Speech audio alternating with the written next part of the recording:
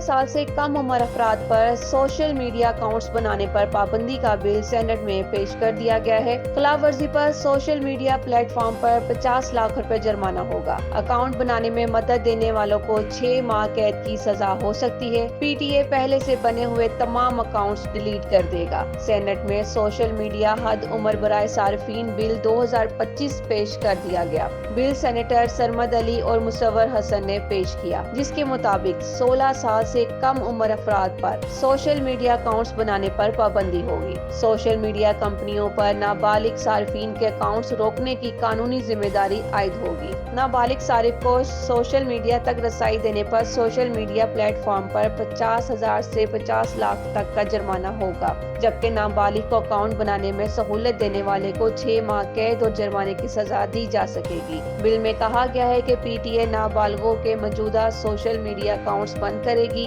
P T A کو قواعد و ضوابط بنانے اور وضاحتوں کا اختیار حاصل ہوگا۔ بل کا مقصد بچوں کو آن لائن استحصال، سائبر بلنگ اور نقصان دہ مواد سے بچانا ہے۔ حکومت نے والدین اور بچوں میں ڈیجیٹل شعور بیدار کرنے کا فیصلہ کیا ہے۔ یہ بل آسٹریلیا اور نیوزی لینڈ کی پالیسیوں سے ہم آہنگ قدم قرار دیا گیا ہے۔